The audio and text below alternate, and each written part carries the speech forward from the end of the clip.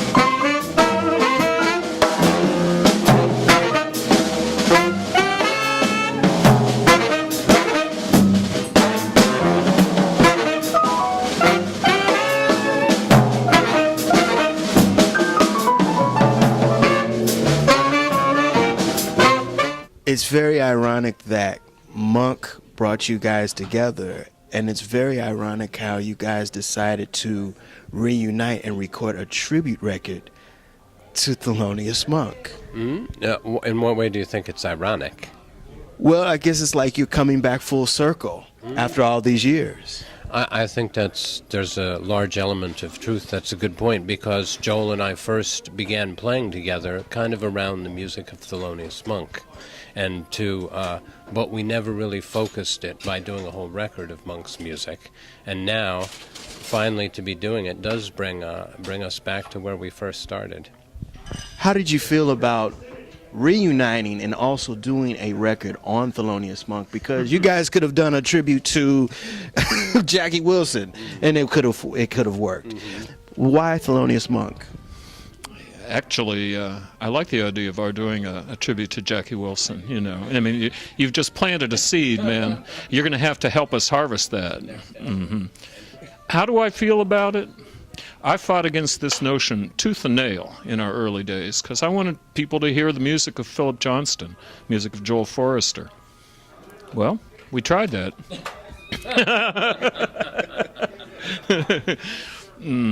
It's no slight on Phillip's musicological talents to say that I think Monk runs deeper than either one of us, you know, and I'm just grateful to get the chance to play his music in a new way.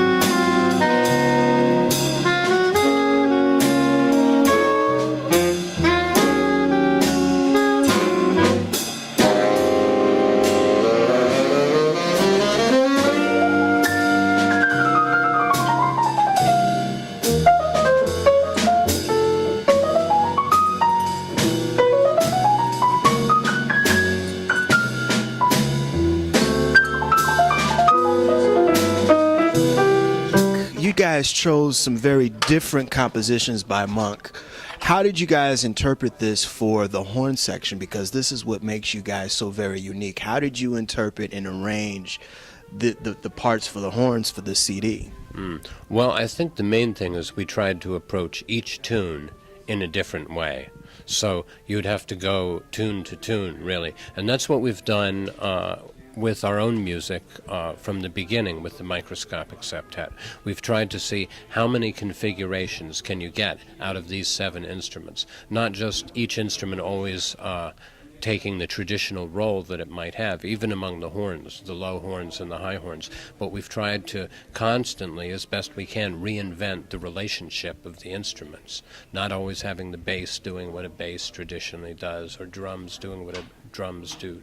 So we tried to, with the new arrangements of Monk's music that we wrote for this record, we tried to apply that approach that we'd previously done with our own music to Monk.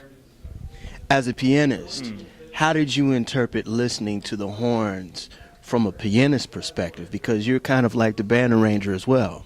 Yeah, that's right. Phillip actually is equally an arranger in this case, in the case of this CD. But I would say as a pianist, I've simply listened to each of these horns as individuals for so long, and since Phillip and I are both Ellingtonians, I guess, on some level, we try to play to the strengths of the individual players. And so when I was thinking of arranging, for example, the Monk tune Pannonica, I tried to think, well, what would sound really good playing the tune, and what would sound really good soloing against the changes? And I worked with that.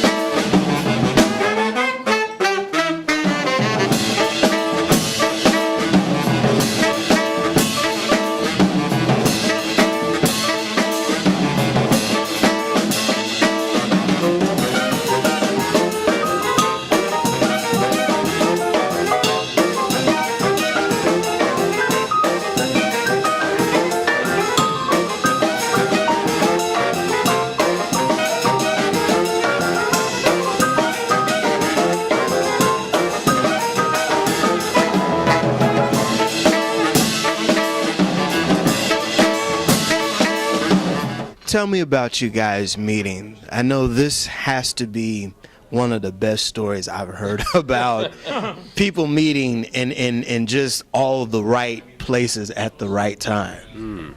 Well, I was living on East 10th Street in New York. This is about 1974. And I was practicing one day, and I had a roommate.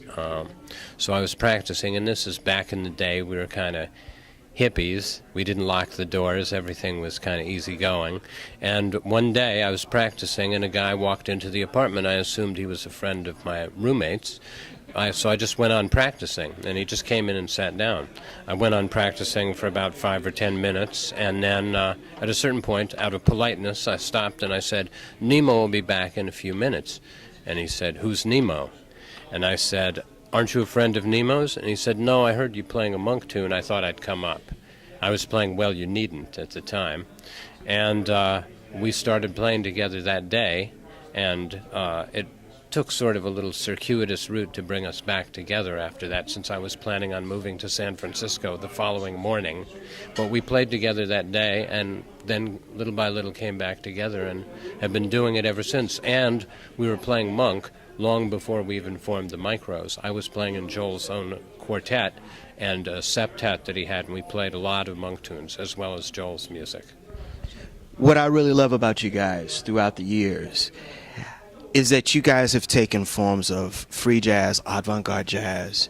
You've taken some of the Dixieland, and you've taken a little bit of the jungle, the jungle jazz. Sounds like you've been listening to us. I have been listening to you guys.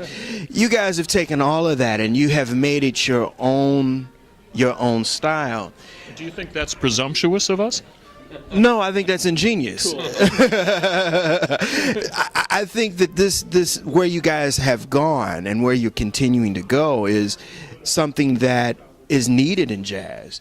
Tell me about why right now, especially when big band is not the key element of jazz anymore, that you guys decide to bring it back at this time.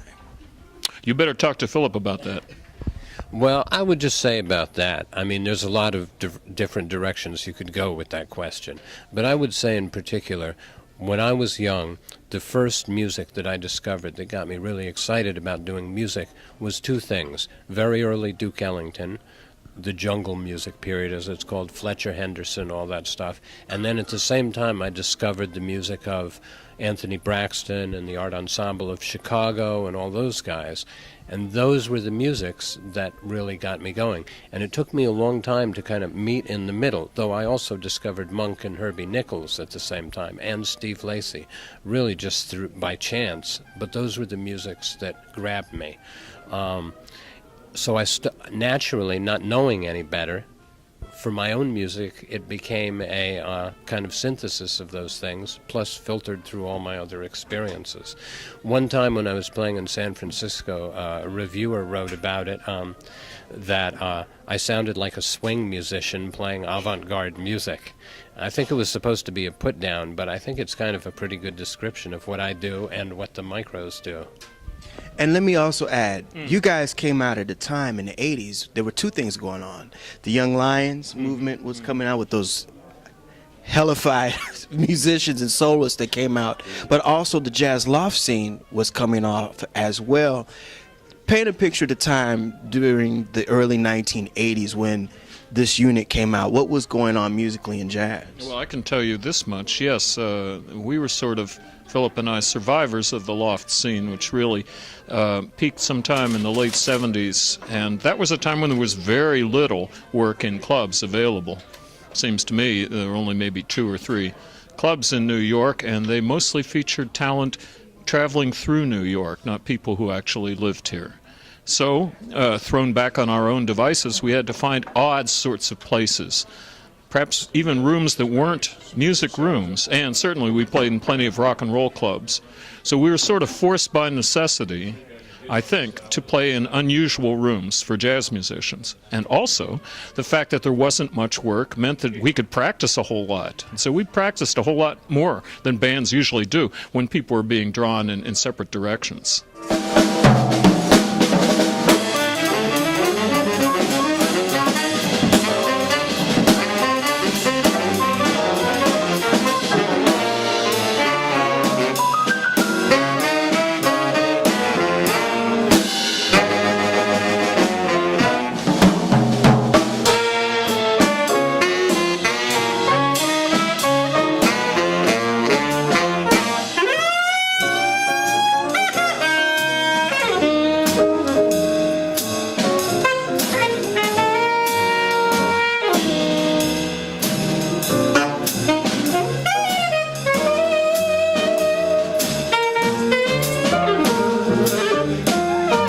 That'll do it again for another edition of the Pace Report. I'm Brian, Pace reporting live here at Birdland here in New York City. I'd like to personally thank the Microscopic Septet for their time, as well as the staff here at Birdland. As always, please visit my website, www.thepacereport.com, for my weekly column as well as my past segments. Until next time, remember, if it's in the groove, it'll make you move. Till next time, peace.